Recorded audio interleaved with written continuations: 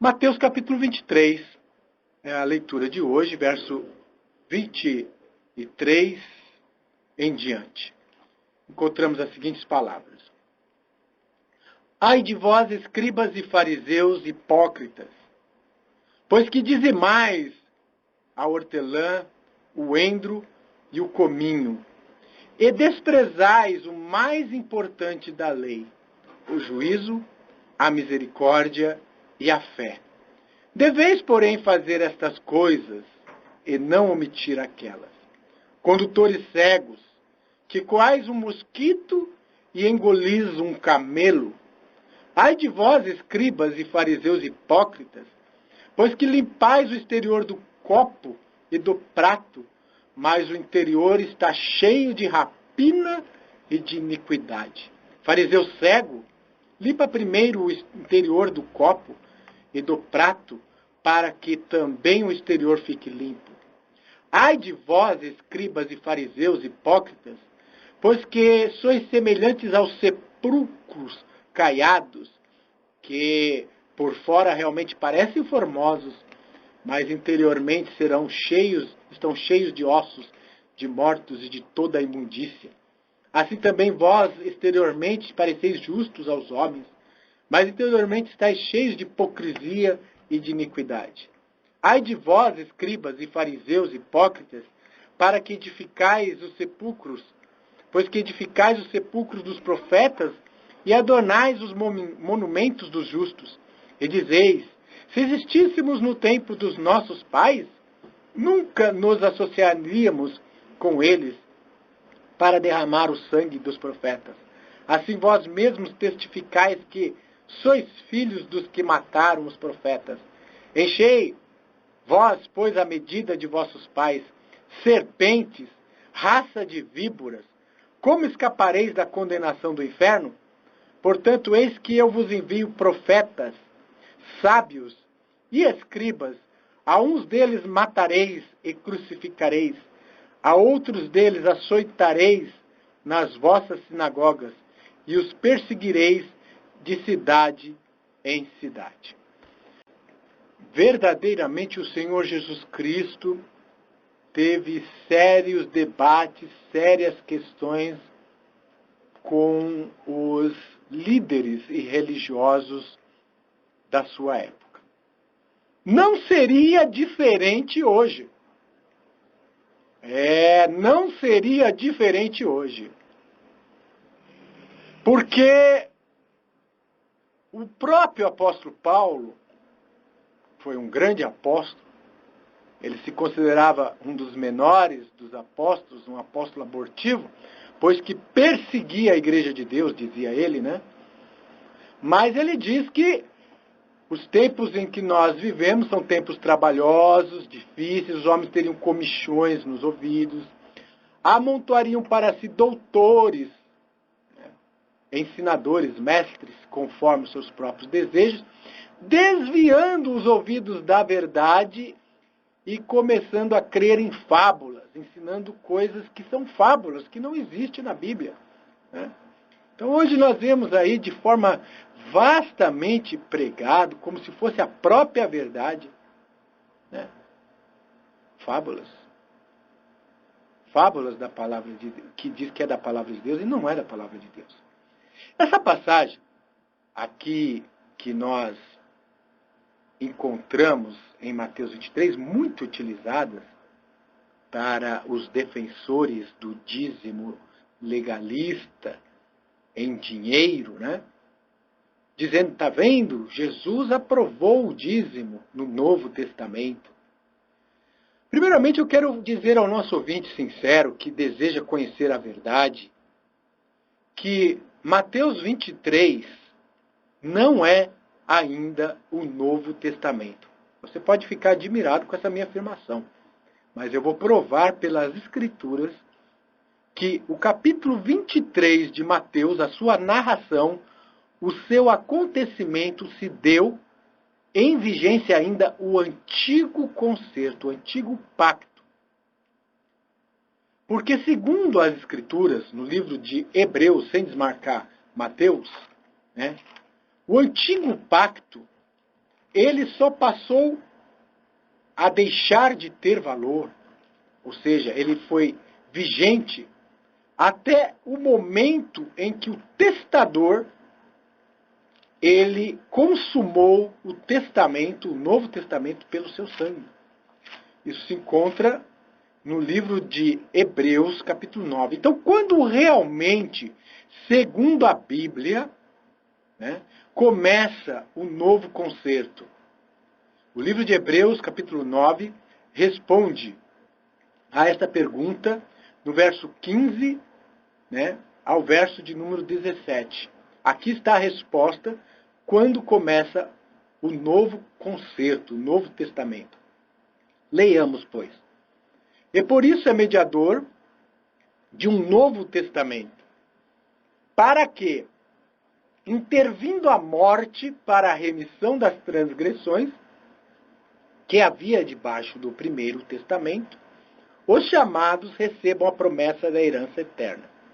Porque onde há testamento, necessário é que intervenha a morte do testador. Porque um testamento tem força onde houve morte. Ou terá ele algum valor enquanto o testador vive? Então, um testamento, ele só passa a vigorar, a ter força de lei, quando o testador morre. Então, uma herança deixada por um pai de família, ela só pode ser partilhada e tudo aquilo que ele deixou no testamento ter valor quando a pessoa que fez o testamento morre. Correto, meu ouvinte? Igualmente aqui, Jesus estava vivo. Jesus ainda não tinha morrido. Ele não poderia falar para aqueles fariseus hipócritas, né, que o dízimo não era para ser praticado. Claro que era para ser praticado. O antigo pacto ainda estava em vigor. Jesus nasceu debaixo da lei, foi circuncidado ao 8º dia e viveu sob a lei. Jesus era judeu e ele viveu de acordo com a lei. Nós vamos encontrar Jesus mandando aquele leproso que ele curou oferecer 2 pombinhas conforme ordena a lei de Moisés. Isso encontra-se no livro de Mateus, capítulo de número 8, versículo do 1 ao 4. Leia comigo, o ouvinte que estiver acompanhando, ou medite. E descendo ele do monte, seguiu uma grande multidão. E eis que veio um leproso e o adorou, dizendo: Senhor, se quiseres, podeis tornar-me limpo. Jesus, estendendo a mão, tocou, dizendo: Quero ser limpo. E logo ficou purificado da lepra. Disse-lhe então Jesus, olha aqui o que Jesus fala. Olha, não o digas a ninguém, a alguém, mas vai, mostra-te ao sacerdote, apresenta a oferta que Moisés determinou para lhe servir de testemunho. Olha lá, Jesus falou para aquele leproso para que ele lá oferecesse a oferta lá que a lei de Moisés ordenava. A lei de Moisés ordenava que quando um leproso era purificado da lepra, ele deveria ser examinado pelo sacerdote e deveria oferecer as pombinhas ou as rolinhas pela purificação da sua lepra. Então Jesus manda aqui ele cumprir com a lei de Moisés, oferecer as pombinhas. Então nós estamos vendo aqui, se tudo que Jesus fala que é para fazer, nós devemos fazer, porque já é Novo Testamento, então nós deveríamos oferecer pombinhas, conforme ordena a lei de Moisés, se alguém for curado de alguma doença no nome de Jesus. Não é possível um negócio desse. Alguém vai dizer, não posso fazer isso. Exato, porque esta ordenança de oferecer 2 pombinhas pela purificação da lepra de alguém, era uma ordenança que estava na lei de Moisés. Esta lei perdurou, vigorou até a morte de Jesus. Quando Jesus morreu na cruz, então ela foi abrogada, ela passou a ser inútil, porque o verdadeiro Cordeiro que tira o pecado do mundo já havia, então, perecido e dito, está consumado.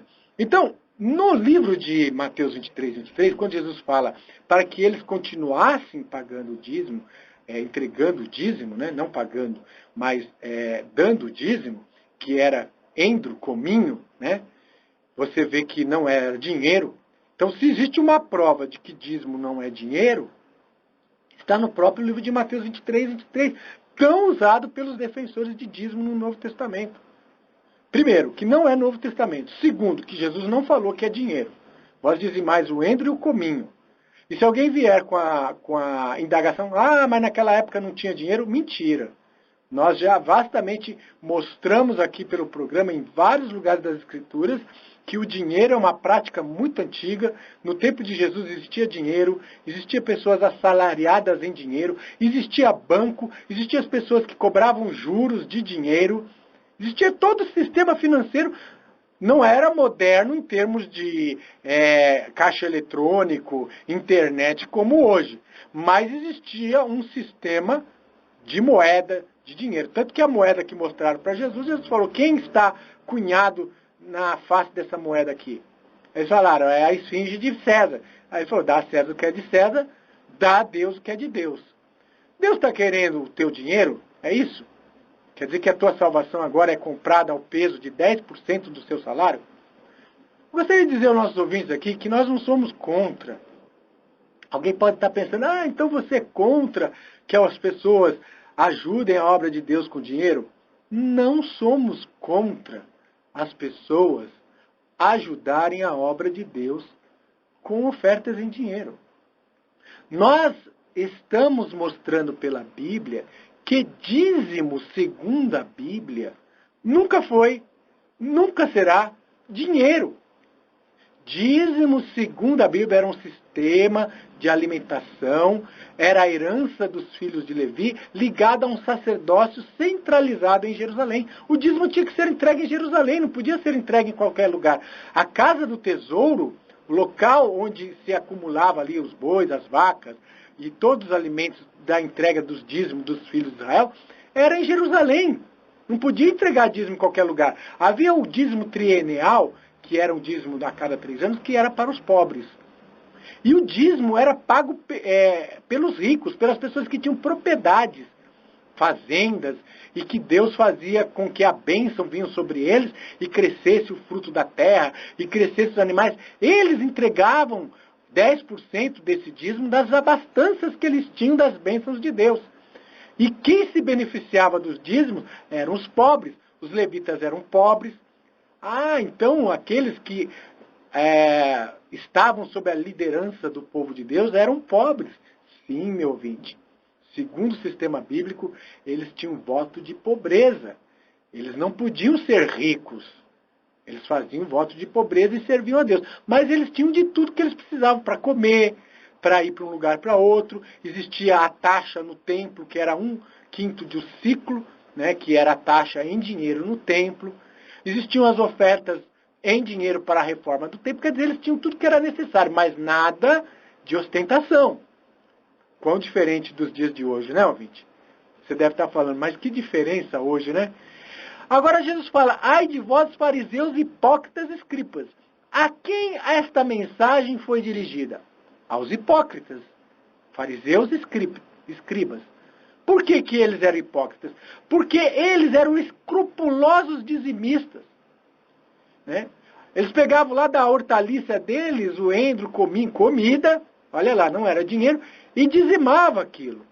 Mas as coisas mais importantes da lei, a justiça, a misericórdia, eles desprezavam. Eles passavam por alto. Então Jesus chama eles de hipócritas. Né? Hoje não é diferente. Não é diferente.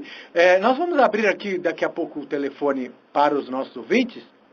Mas eu quero que algum ouvinte confirme se o que eu estou falando é ou não é verdade. Hoje existe sistema de dízimo em muitas organizações que eles dão uma importância eles medem a fidelidade do crente pelo aquele crente que entrega 10% do salário dele todo mês certinho.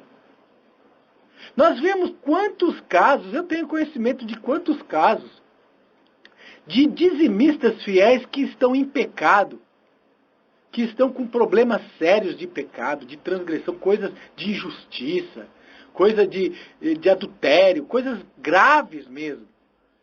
Mas como ele é um dizimista fiel, muitos pastores fazem vista grossa. Tem medo de tocar nele porque vai parar de dar aquele dízimo. Isso é ser hipócrita. Essa pessoa está enquadrada justamente no que Jesus disse. Esses líderes estão enquadrados justamente no que Jesus disse, hipócritas. Porque são escrupulosos cobradores de dízimo, porque a fidelidade do crente é medida pelo dízimo dele, e faz vista grossa as coisas mais importantes da lei, que é a misericórdia e a justiça. Então às vezes aquele pobrinho que tem um bom testemunho, mas ele passou às vezes por uma tribulação grande e não conseguiu entregar lá 10% do salário dele, ele é execrado, às vezes no meio da igreja, às vezes até o nome dele é colocado lá na listagem do tesoureiro como infiel no dízimo, ou para ser escolhido para um cargo de responsabilidade na igreja. Às vezes a pessoa tem um bom conhecimento, é uma pessoa amorosa, é uma pessoa usada pelo Espírito Santo, mas ele é medido se ele entrega os 10% todo mês certinho. Isso criou-se uma doutrina que não é da Bíblia. Criou-se uma superstição.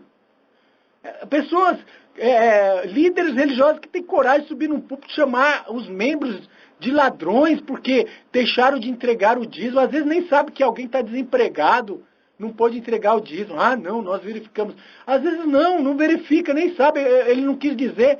E injustiça, execra a pessoa na frente dos outros, ou cria-se um preconceito. Isso é hipocrisia. E muitos desses dizem, o apóstolo Paulo, os apóstolos. Mas eu digo para vocês, muitos hoje iriam perseguir o apóstolo Paulo. Iriam perseguir os apóstolos, porque os apóstolos não batizavam na Trindade. Os apóstolos não batizavam na Trindade. Você não encontra na Bíblia nenhum registro de batismo feito pelos apóstolos na Trindade. Eles batizavam em nome de Jesus. Hoje, se tivesse o apóstolo Paulo vivo, o apóstolo Pedro vivo, eles seriam o objeto de perseguição dos religiosos de hoje, os que se dizem servos de Deus hoje, os que se dizem mais santos e praticantes da Bíblia hoje, perseguiriam os apóstolos. Eu afirmo, perseguiriam. Porque os apóstolos não iam pregar a Trindade. O apóstolo Paulo, em 1 Coríntios 8, verso 6, ele faz a confissão de fé dele com respeito à divindade. Olha aqui a confissão de fé do apóstolo Paulo. Ele era unitário, ele não era trinitário. 1 Coríntios 8, 6. Você que está com a tua Bíblia aí, veja a confissão de fé do apóstolo Paulo. Todavia, para nós, há um só Deus. Olha lá, Paulo diz que para ele há um só Deus. Agora vamos ver se esse Deus para ele é trino, é um Deus trino ou não. Olha, 1 Coríntios 8,6. Todavia para nós há um só Deus, o Pai. Ele diz aqui, o Pai é este único Deus para o apóstolo Paulo. Vou repetir, ó. Todavia para nós há um só Deus, o Pai, de quem é tudo e para quem nós vivemos. E um só Senhor Jesus Cristo, pelo qual são todas as coisas e nós por ele. Então, Jesus é apresentado como Filho de Deus, como Senhor Jesus. Um Senhor que foi constituído por outro Senhor. Disse o Senhor ao meu Senhor, Salmo 110, verso 1. Disse o Senhor ao meu Senhor, assenta-te à minha direita até que eu ponha todos os inimigos debaixo de teus pés. Então, Jesus assentou à direita de Deus Pai e ele é um Senhor maior do que ele. Ora, sem contradição nenhuma, diz o livro de Hebreus, o maior abençoa o menor. Então, a divindade que Jesus tem, a autoridade que Jesus tem, ele recebeu de alguém maior do que ele. Né? Ele até disse para Maria Madalena, não me toques, porque subo para o meu Deus, vosso Deus, meu Pai, vosso Pai. Né? Então, Jesus tem o Pai como seu próprio Deus. Em João 17, verso 3,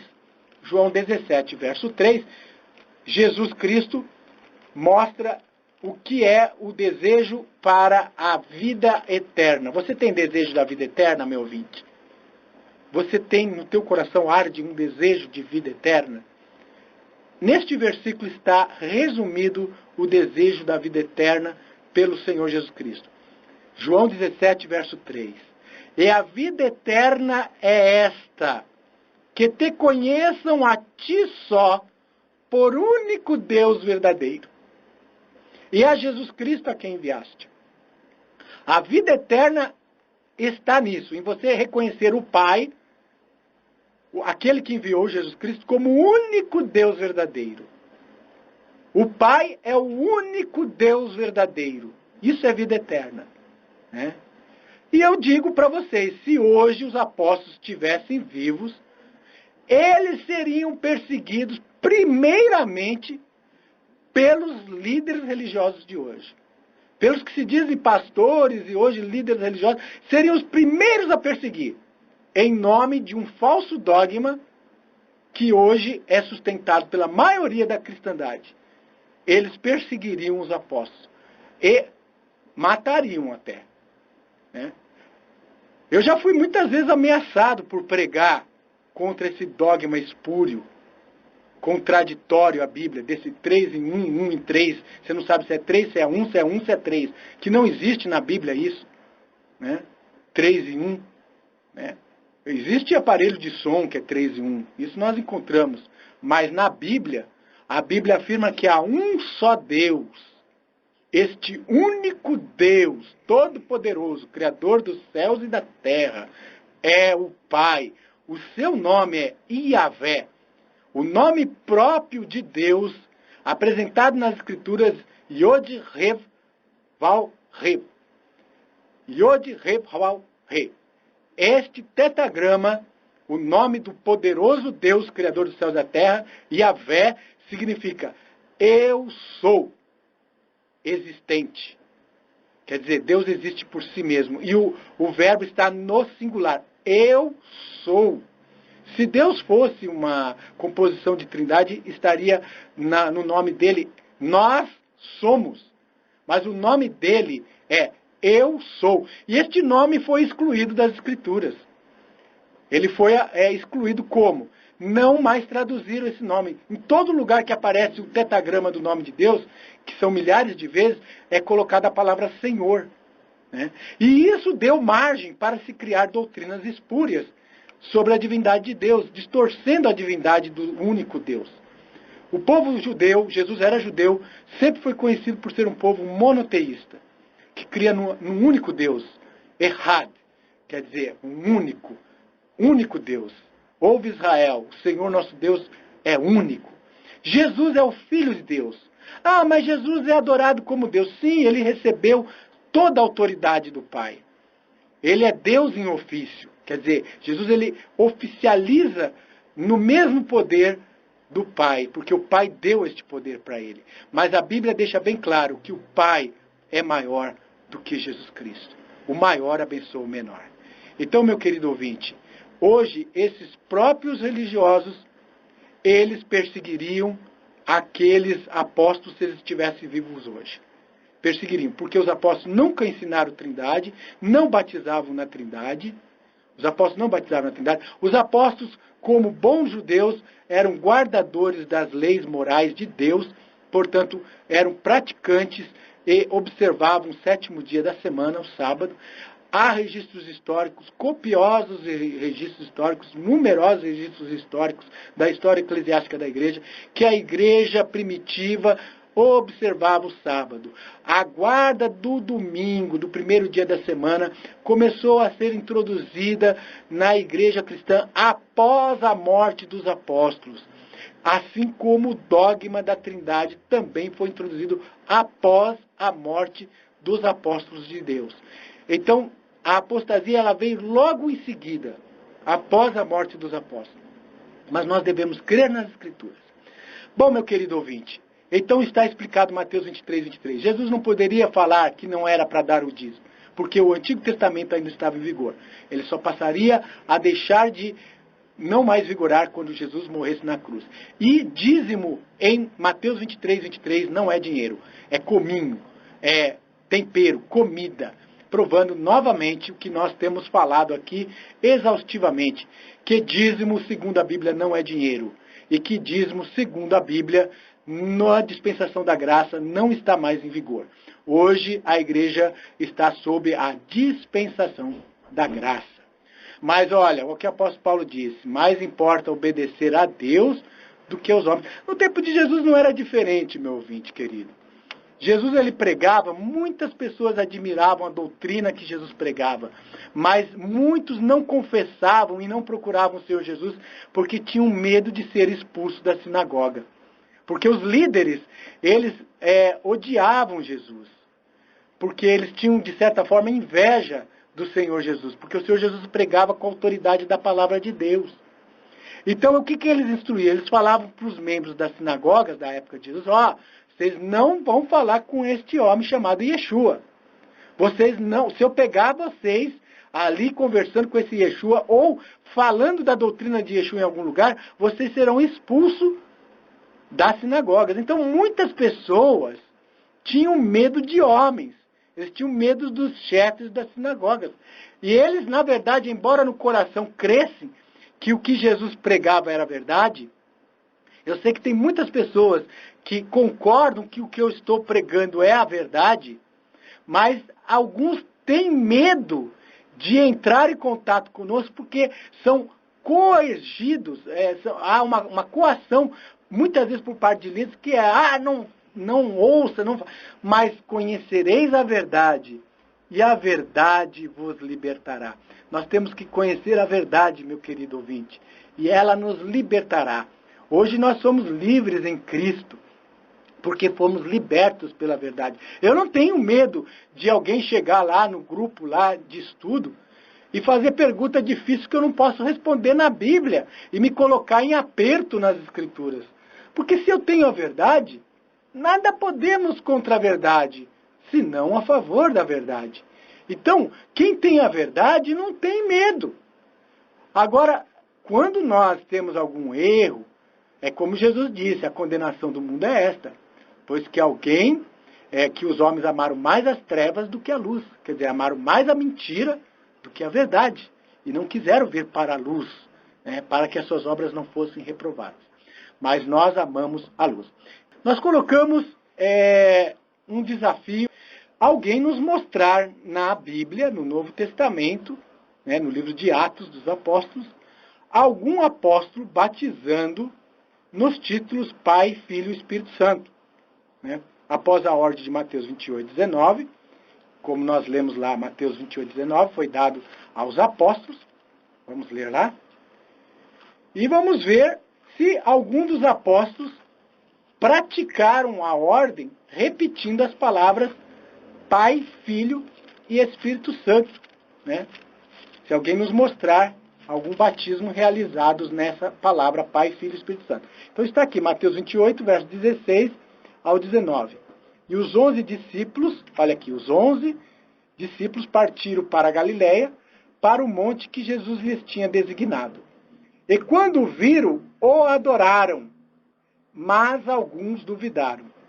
E chegando-se Jesus, falou-lhe, dizendo, é-me dado todo o poder no céu e na terra. Portanto, ide, ensinai todas as nações, batizando-as em nome do Pai, e do Filho, e do Espírito Santo. Então aqui, quando Jesus já estava ressuscitado, ele chama os 11 discípulos e dá a ordem de batismo aos discípulos. Essa mesma ordem nós encontramos no livro de Lucas. No livro de Lucas, Jesus, após a sua ressurreição, ele também dá a ordem, só que de forma mais bem explicada. Lucas 24, verso 47. Em seu nome se pregasse o arrependimento, a remissão dos pecados, em todas as nações, começando por Jerusalém.